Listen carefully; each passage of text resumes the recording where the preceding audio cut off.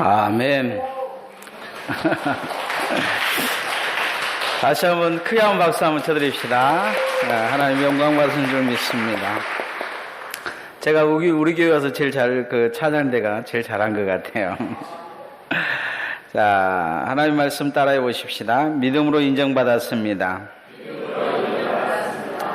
아주 낭비벽이 심한 어느 교회 사모님이 있었습니다. 우리 교회 사모님은 아닙니다. 늘 비싼 옷을 입고 이렇게 나타나는 것을 이제 목사님이 보셨어요. 어느 날도 보니까 주일날 못 보던 옷을 입고 온 거예요. 사모님에게 그렇게 이야기했어요. 그 옷 살 때 마음속으로 사탄아 물러가라 그렇게 이야기 안 했어요. 그러자 이 사모님께서 그날도 그 옷을 볼 때마다 옆에서 점원이 사라고 할 때마다 사탄아 물러가라고 하는데 뒤에서 사탄이 그러더라는 거예요. 뒤에서 봐도 사모님은 정말 예뻐요. 저 옷은 사모님 옷이에요. 그렇게 이야기하더라는 거죠. 누군가가 사람은 인정해주면 아주 정신 못 차릴 때가 많아요. 사람은 이 인정받고 싶어 하는 욕구가 있다고 합니다. 어렸을 때부터 인정받고 싶은 욕구가 있는데 어렸을 때 인정받지 못한 사람들은 이 자라나면서 그 인정받으려고 하고 이상한 행동을 한다는 거예요. 아이들도 보면 그 오줌을 싸버린다든지 그런 아이들이 있어요. 우리 주일학교 아이들도 보니까 이 여름 성경학교 하는 동안에 화장실을 안 가가지고 아프다고 얘기하는데 엄마한테 꼭 전화를 해달라고 이야기하는 애가 있었다고 해요. 이 아동 심리학자들이 이야기하는 건 뭐냐면 착한 아이보다 인정받는 아이로 키우는 것이 아이가 정상적으로 크게 만든다고 합니다. 인정받으면 정서가 안정되고 이 사람을 이해하고 배려할 줄 안다는 거예요. 자신을 소중히 여길 줄 알고 사랑할 줄 안다고 합니다. 근데 아이들만 그런 게 아니고 어른들도 그런다는 거예요. 인정해 주면 사람이 창조적으로 바뀐다고 합니다. 이럴 때 쓰는 단어를 이제 호빙 이펙트라는 낱말을 씁니다. 이 프리스턴 대학에 다니던 이 토마스 호빙이라는 사람이 학업을 잃어버리고 학업에 이제 흥미를 잃어버리고 이 퇴학할 위기에 놓여져 있었습니다. 그런데 어떤 교수가 그를 불러다가 너는 머리가 좋은데 너는 열심히 하면 될 것 같은데 이렇게 인정해 줬어요. 그러자 그때부터 생각을 바꿔서 그는 창조적인 삶을 삽니다. 나중에 뉴욕 메트로폴리탄 미술박물관의 큐레이터로 크게 성공하게 되는데 이 사람이 자기가 어떻게 성공했냐를 이야기했을 때 이런 이야기를 하다 보니까 그 이름을 따라서 호빙 이펙트라는 낱말이 만들어졌습니다. 인정받는 것은 나이와 상관없는 것 같아요. 인정은 대단한 힘을 가지고 있습니다. 이 시인님의 음악가인 이 안티마쿠스라는 이집트의 사람이 있었습니다. 이 사람이 많은 청중들 앞에서 이렇게 이야기를 하고 있었어요. 그런데 이제 그 시를 읽는데 이 발음이 좀 불분명했던 것 같아요. 누가 들어도 잘 못 들었는데 그런데 이 아테네의 플라톤을 빼놓고는 다 집으로 돌아간 거예요. 근데 이 사람이 딱 어느 날씨 보니까 이 플라톤밖에 없는 거죠. 그러자 그는 그곳에서 그런 이야기를 합니다. 그럼에도 불구하고 난 낭독을 하겠습니다. 왜냐하면 플라톤은 내게 있어서 모든 사람보다 중요한 사람이기 때문입니다. 그가 이렇게 시를 낭독하고 있었는데 누구에게 인정받고 싶었냐면 플라톤에게 인정받고 싶어 했던 것입니다. 우리에게 일생에 가장 중요한 분이 있습니다. 여러분이 인정받아야 될 분이 있어요. 그 누구냐? 하나님이신 줄 믿습니다. 오늘 로마서 4장은 아브라함이란 인물에 대해서 이야기합니다. 그런데 그 아브라함이란 인물을 하나님은 인정하셨다 이렇게 해요. 그 믿음을 인정하셨다는 거예요. 그 믿음 보고 그 인생이 옳다고 인정해 주셨다 이렇게 말씀하고 있습니다. 그 아브라함이 하나님을 어떻게 믿었는지 그 믿음을 따라가며 우리도 그렇게 닮아감을 통해 하나님 앞에 인정받는 믿음이 되어지기를 소원합니다. 첫 번째, 아브라함은 하나님을 어떻게 믿었느냐? 희망의 하나님으로 믿었습니다. 따라하십시다. 희망의 하나님으로 믿었습니다. 요즘 경제가 좋지 않죠. 다들 돈 이야기하면 절망하고 또 미래에 대한 절망이 이 사람들 속에 가득한 걸 보게 됩니다. 미국의 경제가 가장 힘들 때 병원비가 너무 비싸가지고 사람들이 병원을 가지를 않았어요. 차라리 병원에 가니 아파버린 게 낫겠다 그 생각을 한 거죠. 그러다 보니까 가장 힘들었던 데가 뭐냐면 병원이 힘들어지게 된 거예요. 그리고 병원이 이제 문을 닫기 시작합니다. 어떤 병원 원장이 문을 닫으면서 처음에는 잘 될 거라고 병원 문을 열었는데 사람들 오지 않으니까 문을 닫으면서 좌절과 절망에 빠져 있었어요. 그날 밤 저녁에 두 자녀를 이제 무릎에 앉혀놓고 있는데 어떤 이 자녀가 낮에 싸웠던 이야기를 하면서 그런 이야기를 해요. 아빠, 별은 캄캄해야 볼 수 있지. 그렇게 이야기한 거예요. 아마 어떤 아이는 별이 캄캄해야 볼 수 있다, 캄캄 안 해도 볼 수 있다 이렇게 싸운 것 같아요. 그런데 이 의사는 이 아이가 하는 말 속에서 하나님의 음성을 듣습니다. 그래, 지금 나의 환경은 이렇게 어두워지고 있지만 캄캄해야 별을 볼 수 있는 것처럼 한 번도 하늘을 향해서 쳐다본 적이 없는 바쁜 인생이었지. 이제 캄캄해지니까 하늘을 볼 기회가 오는구만. 그러면서 캄캄하면 하늘의 별이 하늘을 보면 별을 볼 수 있는 것처럼 내 인생이 캄캄해진 이 시기에 내가 하늘을 봐야 되겠다. 그리고 하늘의 별에 하나님이 주신 소망을 다시 찾아봐야 되겠다. 이런 생각을 하게 됩니다. 그는 그날부터 다시 하늘을 향해 기도하기 시작합니다. 그리고 하나님이 주신 꿈을 다시 꿈꾸기 시작해요. 그리고 어렵고 힘든 시기를 희망의 믿음과 기도로 잘 이겨냈다고 그는 간증문을 써놓은 것을 볼 수가 있습니다. 오늘 우리가 읽은 성경 말씀에 믿음의 조상 이 아브라함은 그렇게 희망의 사람은 아니었습니다. 그의 인생에 보면 절망밖에 없었어요. 그는 한 민족의 장자였는데 어떤 민족의 장자였느냐? 노아의 후손들이 다 나라를 만들었는데 나라 없는 민족의 장자였어요. 아르박삭이라는 이 자손의 후손인 것을 보게 돼요. 다 나라를 만들어서 왕같이 하고 있는데 이곳저곳 이 떠돌이 삶 속에서 민족도 없고 기껏해야 자기 혼자 남아서 이제 자식도 없이 대가 끊어져 버릴 그런 인생인 것을 보게 됩니다.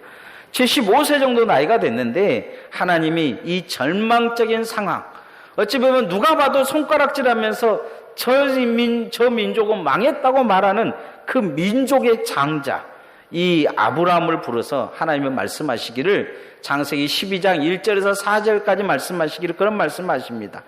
내가 나라를 주겠다. 민족을 이루어 주겠다. 너를 축복하는 자를 축복하고 너를 저주하는 자를 저주하겠다. 너는 한 민족뿐만 아니고 온 민족의 복의 조상이 될 것이다. 이런 말씀을 합니다. 누가 봐도 바랄 수 없는 상황이에요. 하나님은 그렇게 말씀하셔도 콧방귀 낄 상황이란 말이죠. 나중에 199세 때 이 사라에게 하나님이 아들을 낳을 거다 하니까 이 사라가 콧방귀를 꼈어요. 그런 것처럼 이 아브라함도 그럴 수 있는 상황입니다. 그런데 아브라함은 이 절망의 상황에서 찾아온 하나님의 희망의 소식을 들으며 희망의 상황으로 받아들입니다. 이제 나에게도 희망이 있다. 그 희망의 하나님을 의지하게 되는 것을 볼 수 있습니다. 자, 18절, 19절 말씀을 한번 같이 읽어보십시다. 시작. 아브라함이 이런 내 후손이 이같으라 하신 말씀대로 많은 민족의 조상이 되게 하려 하십니다.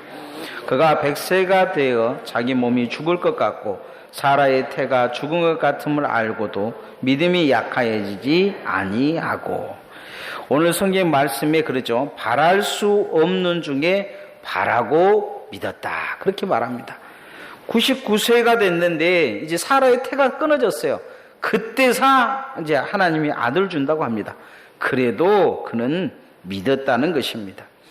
우리들이 살다가 뭐 누군가 헛꿈을 꾸면 그런 이야기 하죠. 꿈깨 그렇게 해요. 꿈깨. 예? 꿈도 꾸지 마라는 말을 절망적인 말을 합니다. 꿈도 꾸지 말아야 될 이 절망적인 상황에 하나님이 말씀하시기를 꿈 꿔보라고 이야기하니까 그는 그대로 하나님의 말씀대로 꿈을 꾸었다는 것입니다. 바랄 수 없는 상황에 바라고 믿었다는 것입니다. 남들은 다 절망하고 있는 상황인데 유독이 한 사람, 그 절망에서 빠져나와 바라고 믿은 사람이 있었는데 성경은 그 사람이 누구냐? 아브라함이라 이렇게 말씀하고 있는 것을 보게 됩니다. 창세기 15장에 보면 아브라함에게 눈을 들어 하늘의 별을 보라고 합니다. 이 별처럼 내 자손이 많게 해주시겠다 그렇게 말씀합니다. 종과 행으로 한번 걸어가라 보라 말합니다. 네가 걷는 땅을 내게 다 주리라 이렇게 말씀하셨습니다. 아브라함은 하나님이 그렇게 꿈꿔봐라 했을 때 꿈을 꾸는 것을 보게 됩니다. 하나님을 믿었다는 거죠.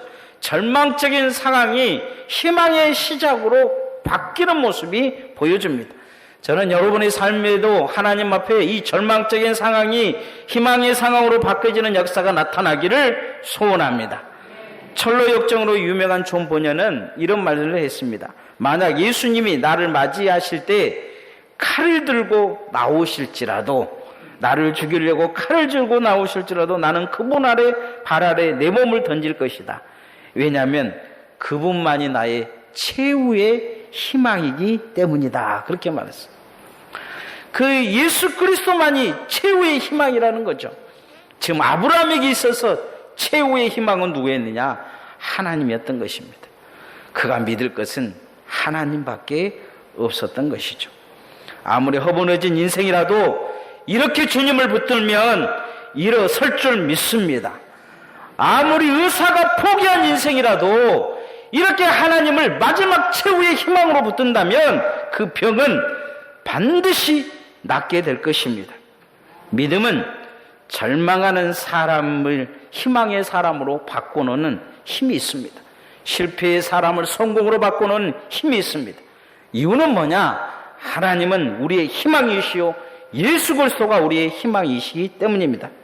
하나님이 아브라함의 믿음을 중요하게 여기신 주된 이유는 여기에 있습니다. 다들 하나님을 믿는다고 하지만 아무도 하나님을 최후의 희망으로 붙들고 늘어진 사람이 없었습니다. 최후의 절망인 사람, 누가 봐도 꿈을 꾸지 말아야 될 사람, 이 아브라함은 이 절망적인 상황에서 하나님을 붙들고 다시 꿈꾸기 시작합니다. 희망의 사람이 되어지는 것을 볼 수 있습니다. 우리 성도들의 삶에도 보면 절망적인 상황이 많이 놓여져 있는 성도들이 많습니다. 여러분, 그 절망 붙들고 죽을 때까지 사시겠습니까? 하나님을 붙드시기를 소원합니다. 아브라함이 그 절망적인 상황에서 마지막 그 인생을 하나님을 붙든 것처럼 여러분도 하나님을 그렇게 최후의 희망으로 붙들고 계신다면 여러분의 인생은 반드시 세움을 입게 되어질 것입니다. 하나님의 약속이 여러분에 이루어질 줄 믿습니다. 두 번째로 이 아브라함의 믿음을 하나님이 옳다 인정하신 건 뭐냐? 그는 믿음으로 할 수 있다는 생각을 가졌습니다. 따라합시다. 믿음으로 할 수 있습니다. 이것을 믿기를 소원합니다. 바울 사도는 그렇게 이야기합니다. 내게 능력 주시자 해서 내가 모든 것을 할 수 있다. 주님은 할 수 있거든이 무슨 말이냐? 믿는 자에게 능치 못할 일이 없다. 이렇게 할 수 있거든 뭐 좀 해달라는 이 귀신 들린 아이의 아버지의 이 소리를 듣고 하시는 말씀입니다. 할 수 있거든이 뭔 말이냐? 믿으면 되지 않겠느냐? 믿으라고 요구하고 계십니다. 어떤 사람이 무린도의 편에서 기도했습니다. 하나님, 4차선 도로가 나서 내가 이 무린도에서 빠져나가게 해주옵소서. 날마다 새벽마다 일찍 일어나서 기도를 했어요. 너무 간절한 기도에 안타까운 하나님이 나타나서 말씀하셨어요. 야, 말 되는 기도를 좀 해라. 여기서 4차선을 나서 어쩌단 말이냐. 그러자 이 실망한 이 사람이, 그러면 내가 하나님 그 기도는 취소할 테니까 한 가지만 가르쳐 주세요. 뭔데 그랬더니 제가 세상에 살면서 이해되지 않는 것이 있는데 지금 그것 때문에 잠도 안 와요. 여자들은 어쩔 때 울고 어쩔 때 웃은지, 슬플 때도 울고 웃고 기뻐도 울고 웃고, 나는 잘 그것이 이해가 안 돼요. 왜 그래요 하나님? 그러니까 하나님께서 하신 말씀이, 야, 대답해 줄 수 있는 것을 대답해라, 물어라. 몇 차선 해줄 거냐? 이렇게 묻더라는 거예요. 차라리 내가 고속도로 놔줄게 하는 거죠. 좌우지간이 불가능한 이야기 낱말이 나올 때마다 여자들이 등장한지는 잘 모르겠지만 우리가 불가능을 가능으로 바꾸는 은혜가 있어요. 그건 뭐냐? 주님은 믿으라 말씀하고 있어요. 믿으라. 한때 우리나라에 유명한 목사님이 있었습니다. 이 목사님이 세계적으로 제일 더 유명한 이 신학자 피터 와그나보 박사를 만났어요. 이 박사님을 만나자마자 이 박사님이 이 목사님을 끄집고 자기 사무실로 데려가더니 자기에게 사람 다리가 잘려진 사람의 다리를 다시 길게 하는 은사가 주어졌다고 하면서 보여주겠다라는 거예요. 그날 그게 이 이라크인이 다리가 잘리져 가지고 이 기차 사고로 그 사무실에 있었어요. 그걸 소파 위에 앉혀놓고 이 피터 와그너 박사가 이 기도를 하더라는 거예요. 나사렛 예수 이름으로 명하니 다리야 길어져라 길어져라. 시간이 좀 지났는데 땀을 뻘뻘 흘리면서 그러더라는 거죠. 자기만 간 게 아니고 다른 목사님 사모님들도 같이 갔는데 그곳에서 그러고 있으니까 이 목사님의 마음속에 이제 걱정이 된 거예요. 이 박사가 이제 망신을 당하게 될 텐데 이 어떻게 하면 좋냐 그렇게 이야기하더라고요. 그래서 이 목사님이 시간이 좀 지나니까 이 피터 와그너 박사를 이제 달래기 시작했어요. 박사님, 나중에 천천히 길어질 것입니다. 우리가 간 다음에 길어질 거예요. 그러면서 이렇게 이야기하니까 이 박사가 아니라고, 지금 길어질 거라고 이야기하면서 이 이라크인에게 따라와서 또 기도하라고 하더라는 거예요.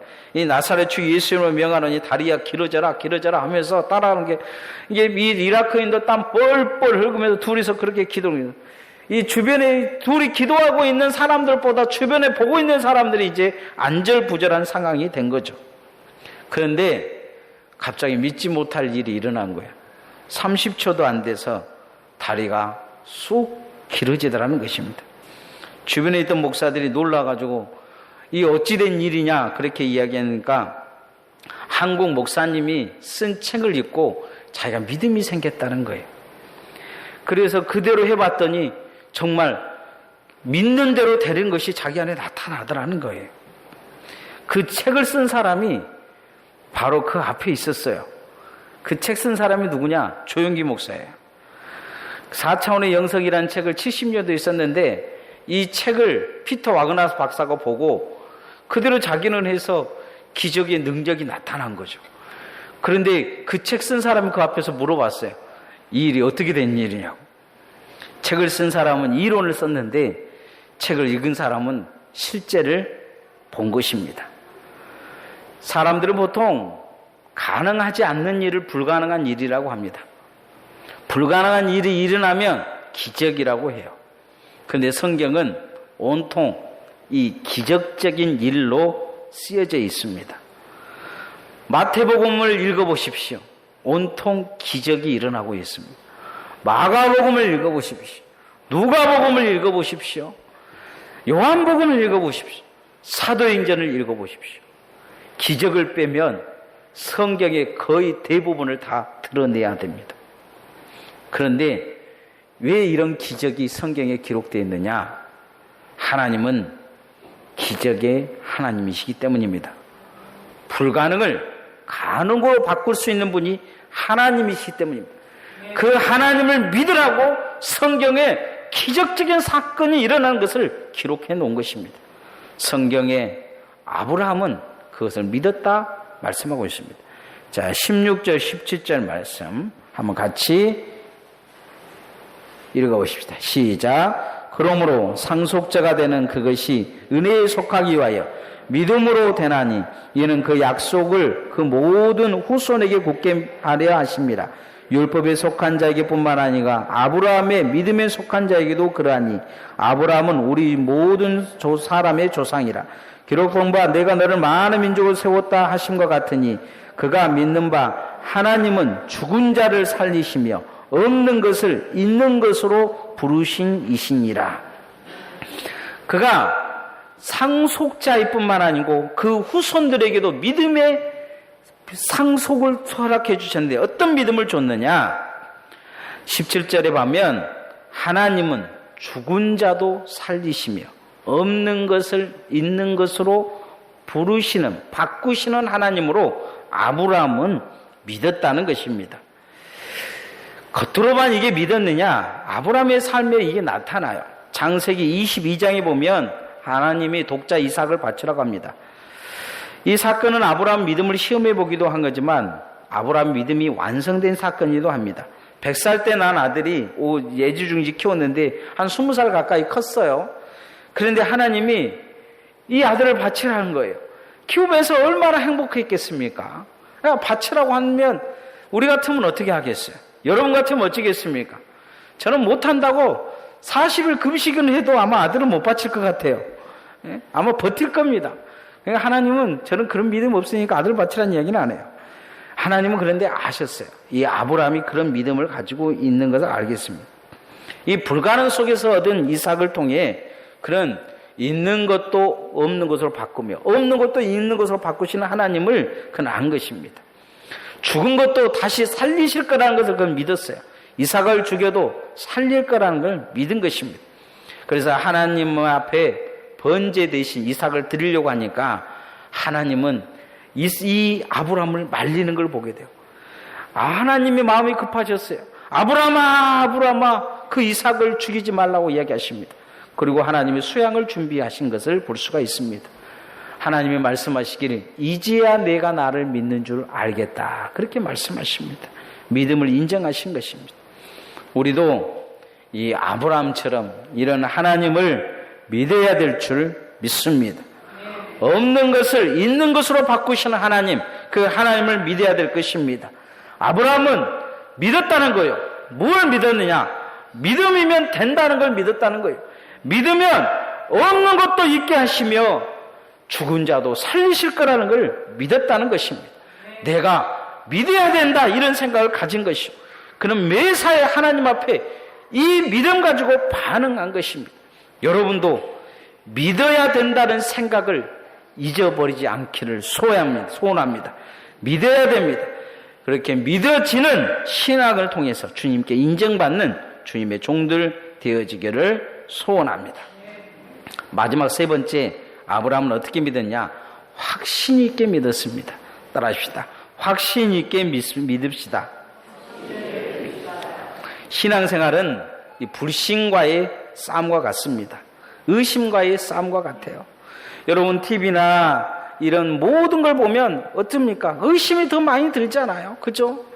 신앙생활도 마찬가지예요. 한 길 가기가 얼마나 힘듭니까? 신앙생활 하면서 다른 사람들 보면, 교인들 보면 늘 그런 모습이 보여요. 이 교회를 다녀야 돼, 말해야 돼. 내가 믿어야 돼, 말해야 돼. 이 사람들 세상을 보면 믿음을 도와주는 사건이 거의 없어요. 사람들 보면 다 시험 가운데 있는 것을 보게 됩니다. 그런데 이 불신앙을 이 상황 속으로 늘 우리를 끄집어내리는 이 흔들리는 신앙. 그런데 이 아브라함은 이것에 종지부를 찍었다는 것입니다. 흔들리지 않는 믿음이 그 안에 있었다는 것이죠. 제임스 케네디 박사의 크리스찬의 생활 교리에 보면 이런 내용이 있습니다. 동유럽의 공산국가의 한 지역에 이 기독교인들이 예배를 드리고 있었어요. 그런데 갑자기 기관총을 들고 있는 이 2명의 공산당이 들어와서 막 위협을 합니다. 이 벌레 같은 놈들아, 너희들은 이 땅에 있을 필요가 없다. 다 쏴주겠다 하면서 지금 마지막 기회를 한번 줄 테니까 이곳에서 빠져나가면 살려주겠다. 그렇게 이야기를 합니다. 그러니까 몇몇 사람들이 벌떡 일어나면서 그렇게 이야기해요. 예수 별나게 믿다가 다 죽게 생겼다 하면서 떠나가 버립니다. 그러자 이 사람들이 그런 상황에 있다 보니까 다 떠나간 그 상황에 이 기관총을 가지고 있는 사람들이 딱 기관총을 내려놓고 하는 말이 뭔 말이냐면 이제 예배 드립시다 그러더란 거예요. 이제 예배 드립시다. 나도 예수 믿는 사람들인데 가짜들하고 예수 믿다가 큰일 날 것 같으니까 이제 진짜 사람들만 남은 것 같은가 예수 믿읍시다. 그렇게 이야기하다는 거죠. 오랫동안 공산주의 활동을 하면서 기독교인들 데려다가 고문하면 다 불어버리고 그런 걸 보니까 자기가 예배드리고 싶은데 불안한 거죠. 그러니 기관총 가지고 와서 제대로 안 믿는 사람 다 쫓아내고 진짜 순교할 각오 있는 사람들과 예배를 드린 것입니다. 아브라함의 믿음은 이렇게 마지막 목숨을 걸지라도 흔들리지 않는 확고한 믿음이 있었다는 것입니다. 자, 20절에서 22절 말씀 같이 한번 읽어봅시다. 시작. 믿음이 없어 하나님의 약속을 의심하지 않고 믿음으로 견고하여져서 하나님께 영광을 돌리며 약속하신 그것을 또한 능히 이루실 줄을 확신하였으니 그러므로 그것이 그에게 의로 여겨졌느니라. 오늘 성경의 말씀에 보면 약속하신 그것을 또한 능히 이루실 줄을 뭐 했다고요? 확신하였다. 20절에 보면 의심하지 않고 믿음이 견고하여졌다. 이렇게 말씀하셨어요. 22절에 하나님이 그것을 의로 여기셨다. 이렇게 말씀합니다. 성경에는 이런 확고한 믿음을 가지고 있는 사람들에게 하나님의 역사가 일어납니다. 12 혈루병을 가진 이 병자는 주님의 옷만 만져도 병이 낫겠다는 생각을 가졌는데 옷을 만지니까 주님은 처음에는 몰랐는데 옷 만지는 그 순간에 병이 난 거죠. 나중에 주님이 자기에게 능력이 나갔다고 누가 내게 이 옷을 만졌느냐 묻는 거죠. 그 많은 사람들이 옷을 만졌는데 딱 한 사람 병이 난 거예요. 어떤 사람요? 믿음으로 그 옷을 만진 사람이죠. 귀신 들린 이 아이의 어머니 수르베기 여인은 이 부스러기 은혜라도 내가 받으면 내 딸이 낫겠다고 이야기했어요. 그 부스러기라는 은혜만 내게 떨어지면 하는 그 믿음으로 그 아이가 낳습니다. 어떤 백부장은 말씀만 하시면 내 종이 낫겠나이다 그래요. 빨리 떨어지는 말씀만 하십시오. 말씀만 하면 그런 믿음으로 그 종이 낫는 것을 보게 됩니다. 야율의 딸을 고치러 가는데 이 야율의 딸이 죽어버렸어요. 죽어버리니까 주변에 있는 사람들이 그래요. 주님 괴롭히지 말라고 그러니까 주님이 야율의 해당장이 야율에게 하신 말씀이 있어요. 흔들리지 말고 믿기만 하라. 그렇게 말씀해요.